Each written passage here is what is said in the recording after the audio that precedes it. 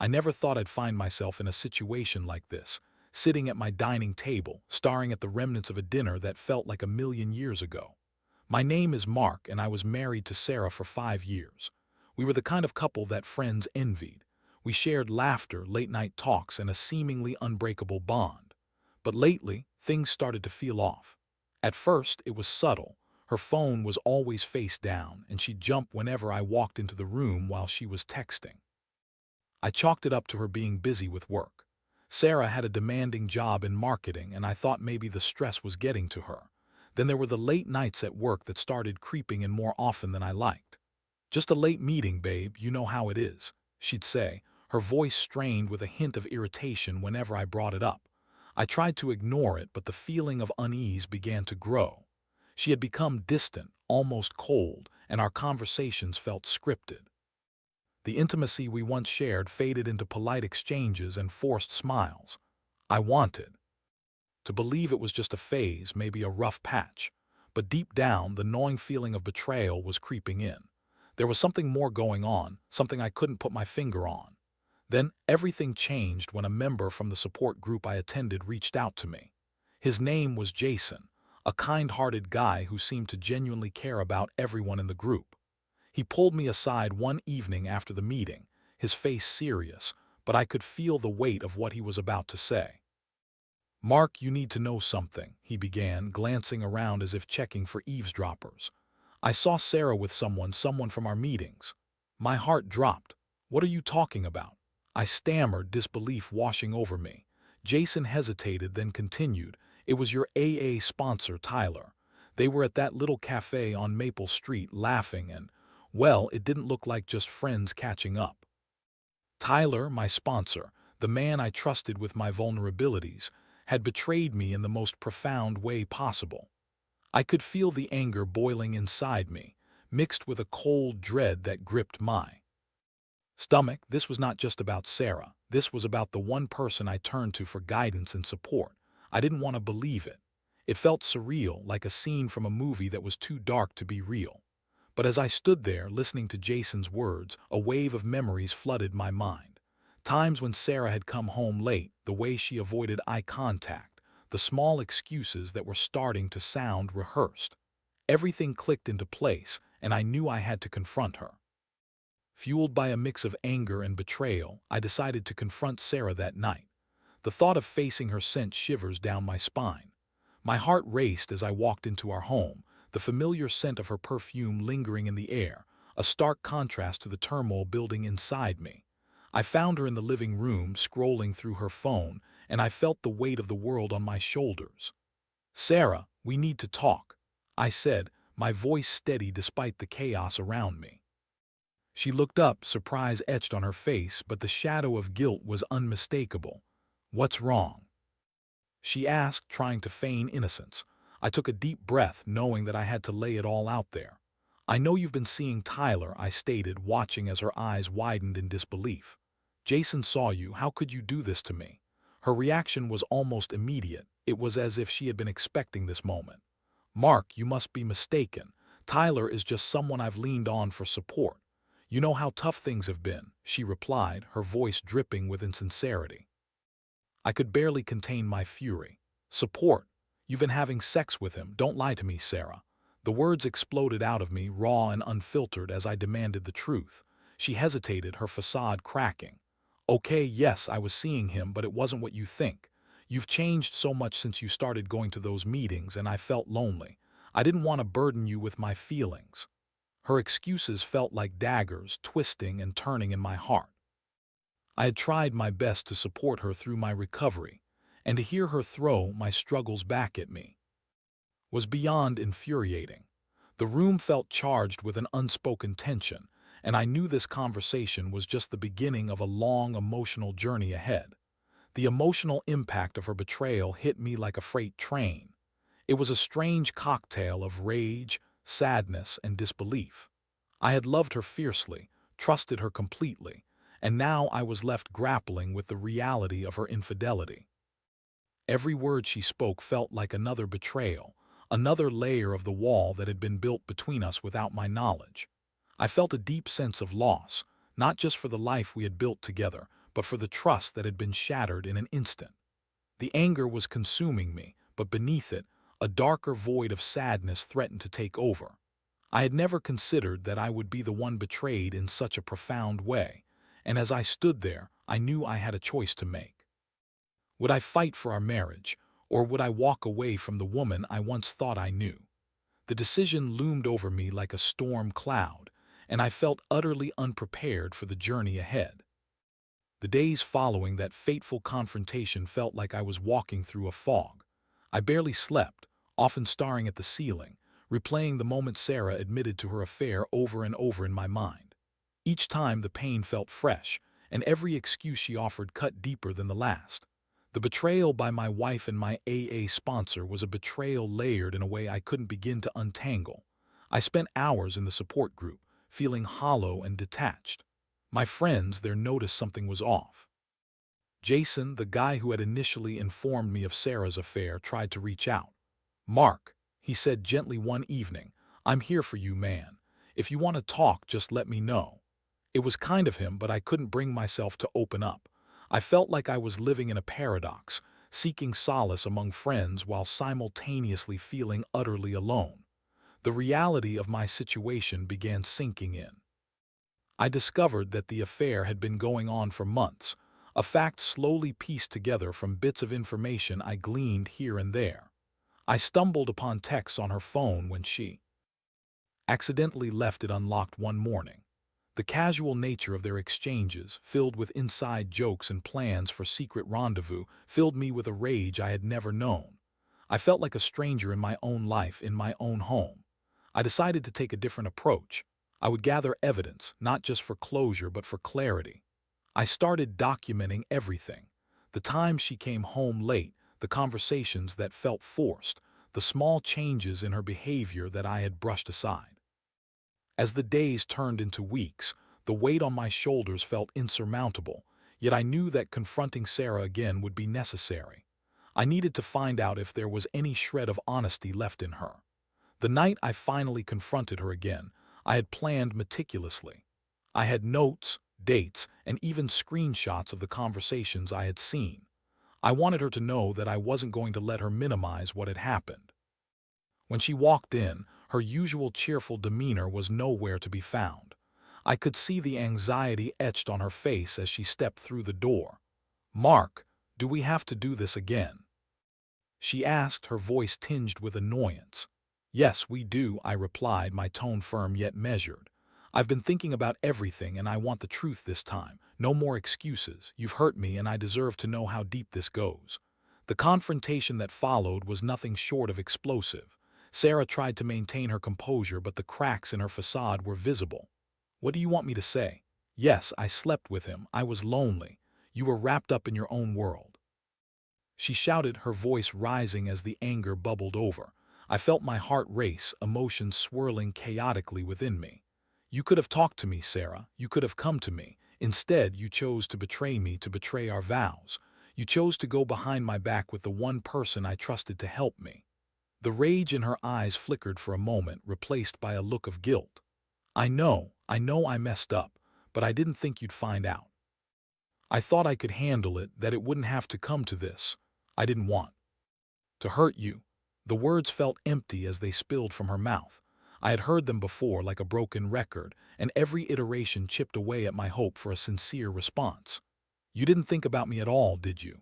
I shot back, tears stinging my eyes. "You thought about yourself." The silence that followed was deafening. We stood there, locked in the weight of our shattered dreams, two people who had once shared everything now reduced to a battlefield of accusations and broken hearts. I could feel my emotions shifting. Sadness clashed with anger, leaving me reeling. It was during that silence that I realized I was at a crossroads. I had to decide how I wanted to move forward. The love I had for Sarah used to feel like an unshakable foundation, but now it felt like quicksand. Did I want to fight for this marriage, or was it time to cut my losses and walk away from the person who had hurt me so profoundly? In that moment, I made a choice. I would not let her dictate the terms of our relationship anymore. I needed space. "I think we both need some time apart," I finally said, my voice steady despite the turmoil within. I need to figure out what I want and you need to figure out what you want." Her face fell, and for a brief moment I felt a twinge of sympathy, but I quickly reminded myself of her betrayal. "You can stay here for now, but I'm not sure how we can come back from this. You've broken my trust and it's going to take time and effort if we're ever going to rebuild anything." The days that followed were surreal. Living in the same house felt like walking on eggshells. I avoided her when I could, retreating to the spare room most nights, trying to wrap my head around everything that had happened. I spent hours reflecting on our relationship, the good and the bad, and tried to piece together what had gone wrong. I sought advice from my support group, sharing my plight with people who understood the pain of betrayal. Jason was particularly supportive. "Mark, you're not alone in this. You have to focus on your own healing right now," he reminded me one evening. "You can't change what happened, but you can control how you respond to it." His words resonated with me. I realized that no matter what Sarah did or said, I was only responsible for my own healing. I needed to confront the anger and sadness head-on, not allow it to fester into something darker. As the weeks rolled by, I began to carve out a new normal for myself. I immersed myself in my support group, found solace in old hobbies, and even started journaling. Writing down my thoughts and feelings became a lifeline.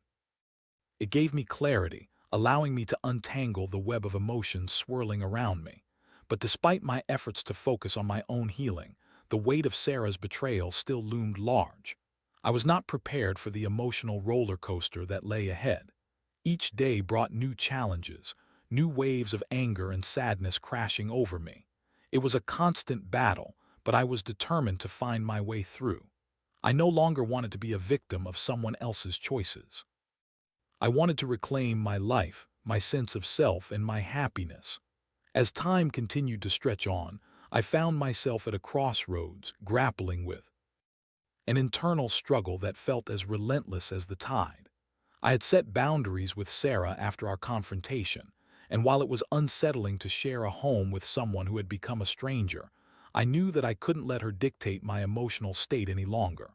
But as the days turned into weeks, our interactions remained strained, fraught with the unspoken weight of what had transpired between us. Each conversation felt like a minefield. I wanted to express my pain, but I also didn't want to get trapped in a cycle of blame and defensiveness again. It was exhausting.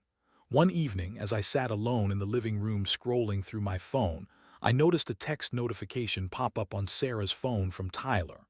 My heart sank. I didn't want to look, but I felt like I was being pulled in against my will. My anger surged as I saw her name flash on the screen, and before I could stop myself, I picked up the phone. My hands trembled as I opened the message and my stomach twisted in knots. "Can't stop thinking about you. Miss you. Can't wait to see you again," it read. My heart raced with a mix of fury and heartbreak. How could she betray me yet again after everything? My mind was racing with thoughts, and before I could talk myself out of it, I marched straight to her bedroom. I couldn't hold back anymore.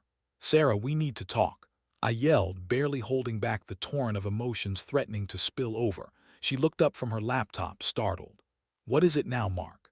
There was a tone in her voice that felt dismissive, and it only fueled my anger.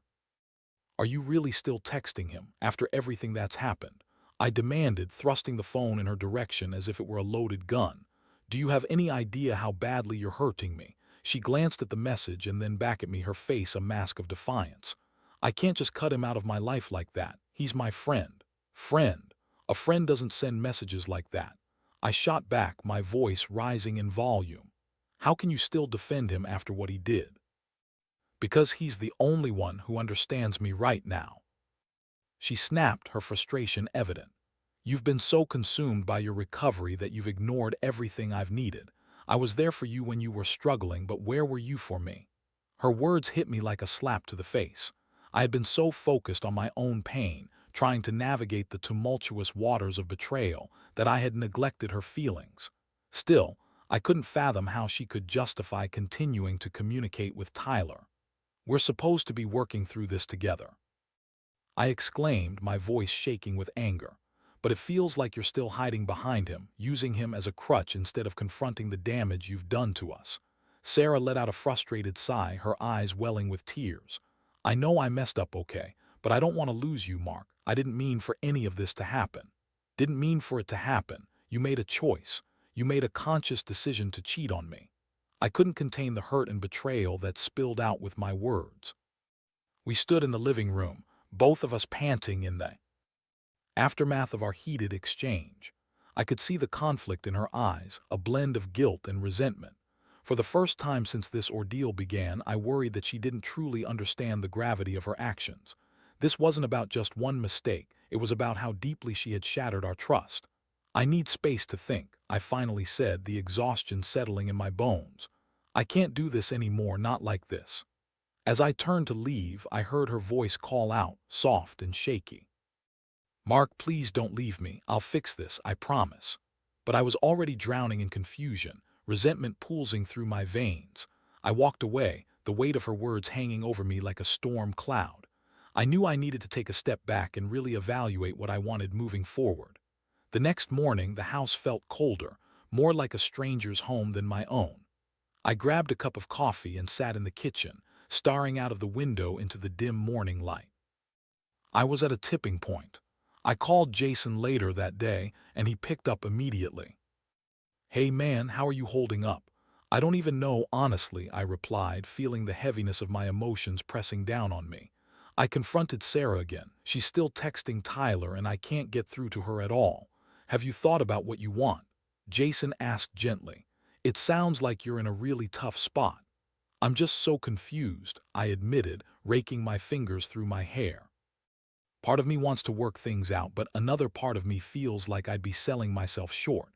How can I trust her again?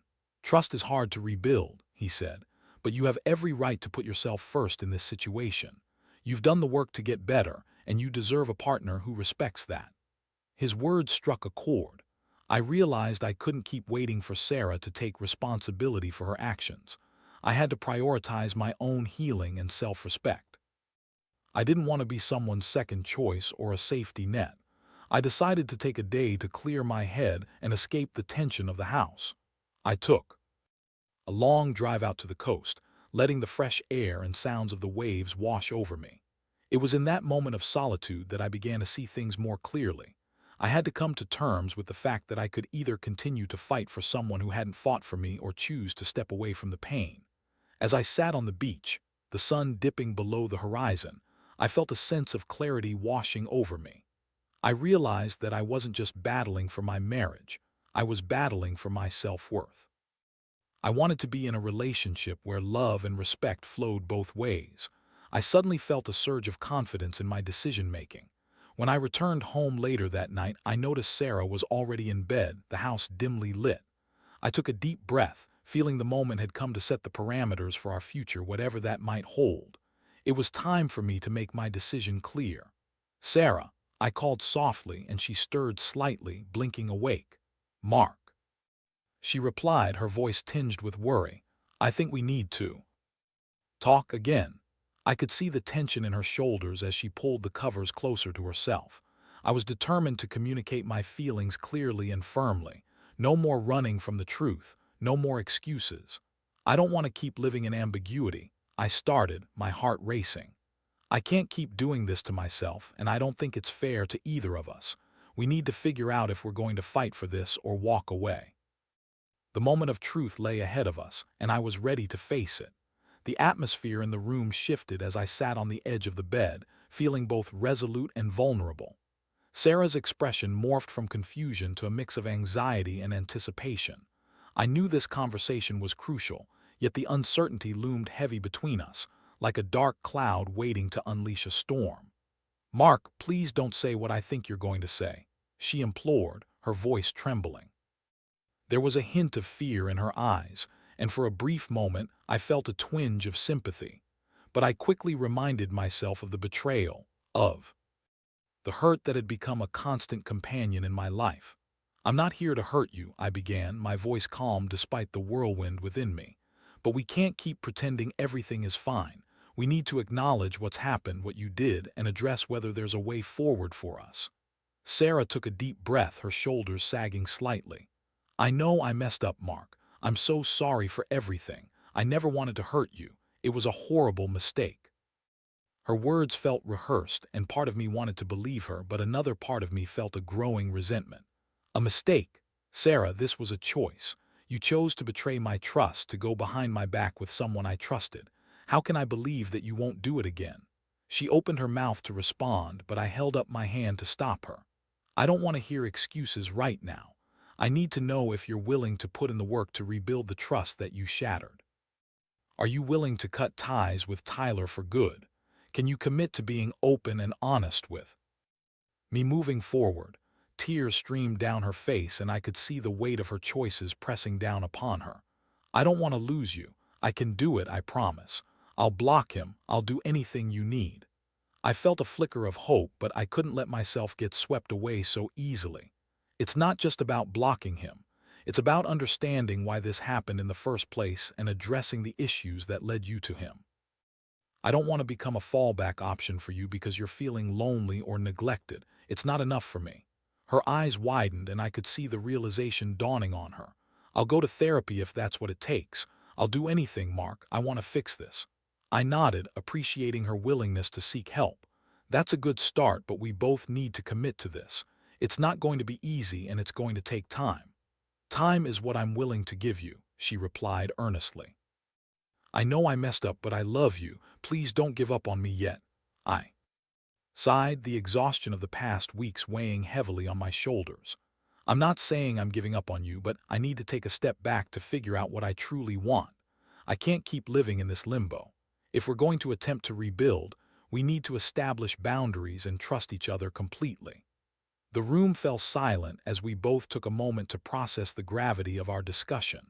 I could feel the tension still lingering between us, but I also felt a glimmer of hope. Perhaps this was the turning point we needed.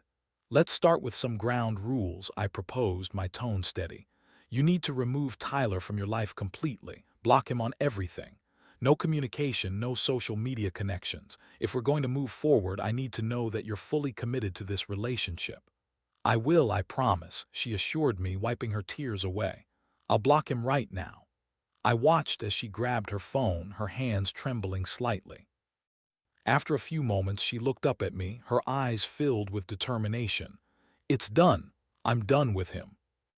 I'll do whatever it takes. Thank you, I replied, feeling a weight lift off my chest, albeit slightly.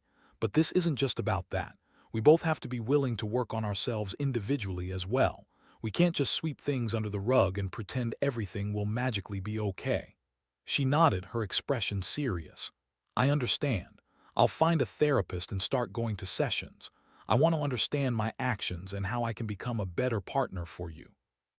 I'll do the same, I said, feeling a sense of accountability. I want to work on my own issues as well. I've been so focused on my recovery that I neglected our relationship, and I don't want to let that happen again. As we discussed our plans to seek therapy, I began to feel a shift in our dynamic. Perhaps this was the beginning of a new chapter, one where we could both learn and grow from our mistakes. It wouldn't be easy, but I started to believe there might be a glimmer of hope for us yet. However, I knew that healing wouldn't be linear. There would be days filled with doubt and pain, and I had to be prepared for that. I also recognized that trust didn't rebuild overnight. It would take time, patience, and commitment from both of us. Over the following days, we made a conscious effort to communicate more openly. We began setting aside time each week to check in with each other, discussing our feelings and the progress we were making in therapy. I could see Sarah putting in the effort, and it gave me hope that maybe, just maybe, we could weather this storm together. But the underlying feelings of betrayal still lingered, and occasionally I found myself questioning everything. Would I ever truly be able to trust her again? Would the scars left by this betrayal heal, or would they fester beneath the surface? One evening, as I sat on the couch, I stumbled across an old photo album we had put together during happier times. As I flipped through the pages, I was struck by the memories captured in those moments, the laughter, the love, the shared dreams. It reminded me of the couple we once were, before everything spiraled out of control. I couldn't help but wonder if those moments were worth fighting for. Would our relationship ever return to that place? Was it possible to rebuild something beautiful from the ashes of destruction? In the midst of my contemplation, I felt a warm hand on my shoulder. It was Sarah, her eyes searching mine for reassurance. "What are you thinking about?" she asked softly. I looked up at her, my heart still uncertain. "I'm just trying to process everything," I admitted. "I want to believe we can get through this, but I can't ignore the hurt I feel." "You're right to feel that way," she said gently. "I know I've hurt you, and I will spend the rest of my life making sure you never feel that pain again. I'll do whatever it takes to show you that I'm committed to making this work." As I gazed into her eyes, I saw a flicker of the love we once shared. I wanted to believe her words, to trust that she was sincere. I wanted to give us another chance, but I also knew that the road ahead would be rocky. "Let's take this one step at a time," I said finally, feeling a cautious optimism wash over me. "We'll figure this out together, I hope." With that, we made the decision to embrace the uncertainty of our future, leaning on each other as we navigated the tumultuous journey ahead. It was a long way from where we had been, but it felt like a start, an opportunity to rebuild not just our relationship, but also ourselves as individuals. The journey wouldn't be easy, but the possibility of healing was worth fighting for. The weeks that followed marked the beginning of what felt like a new chapter in our lives. Sarah and I both committed to our individual therapy sessions while also attending couples counseling together. It was a daunting but necessary step toward healing. I started to see glimmers of the person I fell in love with, but I also had to confront the reality of what had happened. In therapy, we discussed the underlying issues that led to Sarah's infidelity. It was painful to relive those moments, but I knew it was essential if we wanted to move forward. Sarah opened up about her feelings of isolation and frustration during my recovery process, the long hours spent waiting for me to return from meetings, the loneliness that had crept in when I was consumed by my own struggles. "I felt like I was losing you," she confessed one evening in therapy, tears streaming down her cheeks. "I didn't know how to reach you, so I turned to Tyler. It was wrong, and I know that now, but at that moment I felt so alone." Hearing her vulnerability was difficult, but it also gave me insight into her mindset. It didn't excuse her actions, but it helped contextualize them. I realized I hadn't been fully present either. I had been so focused on my recovery that I had neglected my responsibility to nurture our relationship. As we continued to peel back the layers of pain, I felt anger and sadness mingling with a growing sense of hope. We were finally confronting the issues head-on, rather than allowing them to fester beneath the surface. And while the work was heavy, it felt like a necessary step toward rebuilding trust. One night after a particularly intense therapy session, I found myself sitting on the couch, lost in thought. Sarah joined me, her expression pensive. "Do you think we'll ever get back to where we were?" she asked, her voice barely above a whisper. "I hope so," I replied, my heart heavy with uncertainty. "But it's going to take time. I want to believe we can, but rebuilding trust is a long process." "I'm willing to do whatever it takes," she insisted, her eyes searching mine for assurance. "I want to prove to you that I'm committed. I love you, Mark." Her words felt both comforting and daunting. I wanted to believe them, but the scars of betrayal still lingered in the back of my mind. "I love you too, but you have to understand that trust isn't just given, it's earned. I need to see consistent effort from you, not just words." "I understand," she said softly, nodding. "I'll show you, I promise." As the days turned into weeks, I began to notice small changes in Sarah's behavior. She was more attentive, more engaged in our conversations, and actively sought to include me in her life. We cooked together, shared our thoughts, and even began to take small trips to places we once enjoyed. It felt like we were rekindling the spark that had dimmed during the tumultuous times. Yet just as I began to feel a semblance of normalcy returning, a familiar wave of doubt and insecurity washed over me. I still couldn't shake the feeling of betrayal. What if this was just a temporary fix? What if, under the surface, things were still broken? I wrestled with these thoughts, especially when I saw her phone light up with messages. My heart would race, and I would have to remind myself that she had blocked Tyler. One evening, during one of our check-in conversations, I decided to voice my concerns. "I've noticed that sometimes I feel anxious when I see your phone light up. I know you've blocked Tyler, but there's a part of me that's still afraid of what might happen." Sarah reached for my hand, her grip firm yet gentle. "I understand. Trust takes time, and it's okay to feel that way. I want you to know that I'm committed to being transparent with you. I'll always let you know if something feels off." Her assurance helped, but I couldn't completely shake the feeling.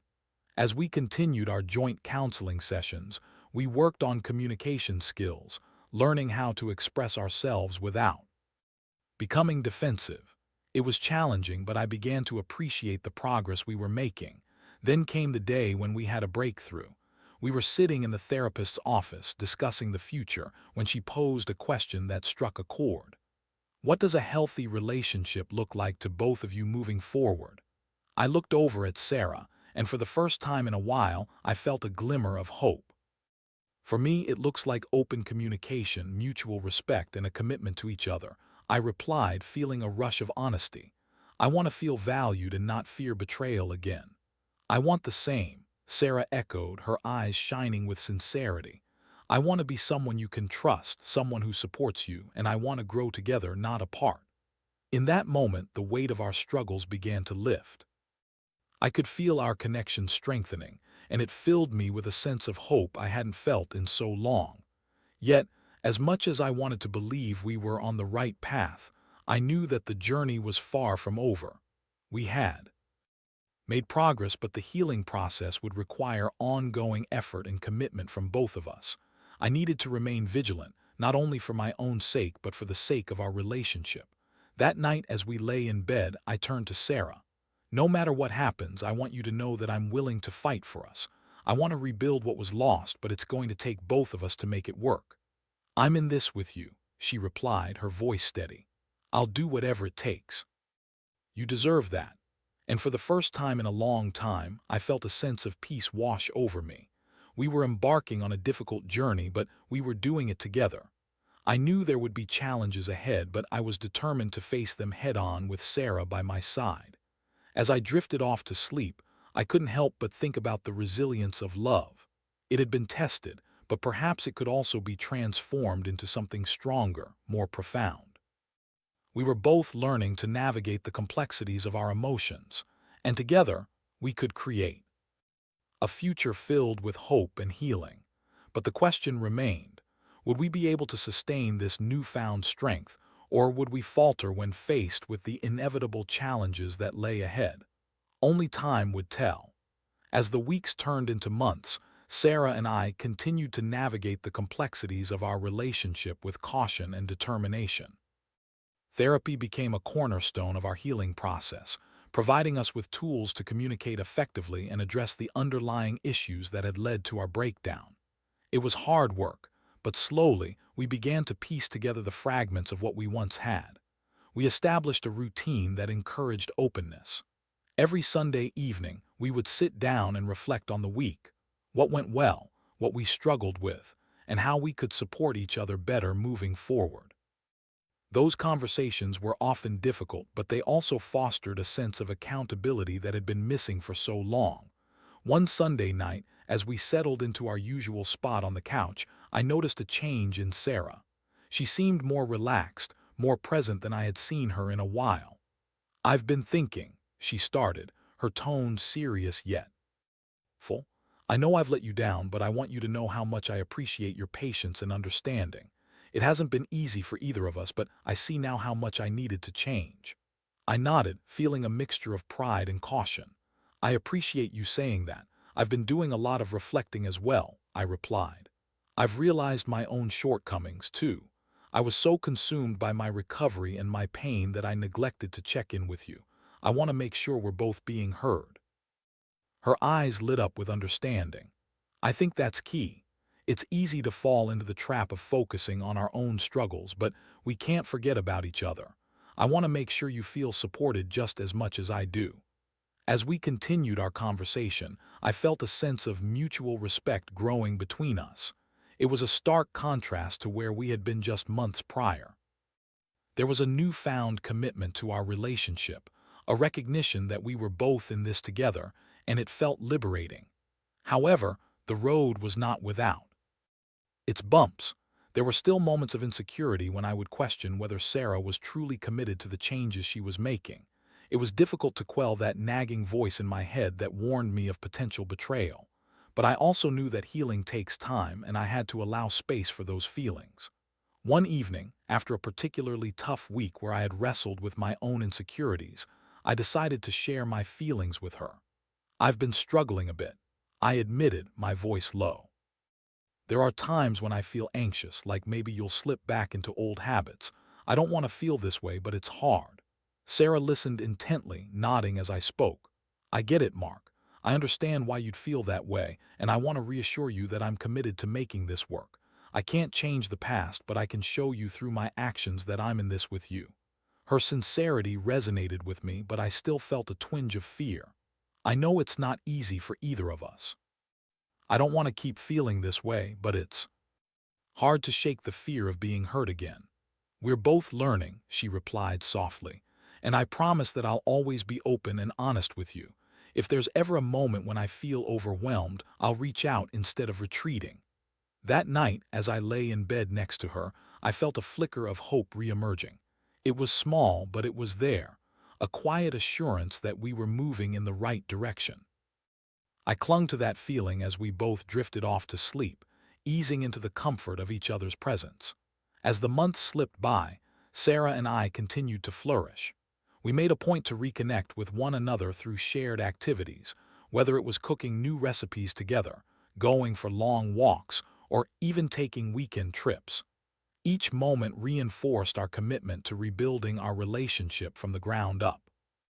One weekend, we decided to go hiking at a nearby national park, a reminder of one of our favorite pastimes before everything fell apart. As we reached the summit, the view before us was breathtaking. The valley stretched endlessly, painted with shades of green and gold as the sun began to set. I felt a wave of gratitude wash over me as I took it all in. "This is beautiful," Sarah said, wrapping her arms around my waist. "I can't believe we almost lost this." Her words struck a chord deep within me. "Yeah, it is beautiful, but we fought for this," I replied, looking into her eyes. "We've come a long way, and while it hasn't been easy, I believe we're stronger now." In that moment, a sense of peace enveloped us. I realized that while the scars of betrayal would always exist, they didn't have to define our future. We had both learned valuable lessons about ourselves and each other, and those lessons could serve as the foundation for a more resilient relationship. As we made our way down the mountain, I felt lighter. Sure, there would still be challenges ahead, but I was also filled with a renewed sense of hope. We were learning how to navigate our emotions, how to trust again, and how to lean on one another for support. Months later, as I reflected on our journey, I realized that love is not always perfect. It can be messy and complicated, filled with ups and downs, but it can also be transformative. Sarah and I had both faced our vulnerabilities, and in doing so, we had found a deeper connection than we had ever known. I learned that it's okay to be scared, to feel hurt, and to question things. What mattered was how we responded to those feelings. It was all about growth, personal growth and relational growth. I found strength in vulnerability, and I learned to embrace the discomfort that came with healing. And while the past couldn't be changed, I felt a sense of pride in how far we had come together. As the sun dipped below the horizon, painting the sky in brilliant hues, I wrapped my arm around Sarah, feeling content. We were in this together, ready to face whatever challenges lay ahead, knowing that our love could withstand even the fiercest storms. We had turned the page on a new chapter, one filled with hope, commitment, and a promise to keep fighting for each other every step of the way.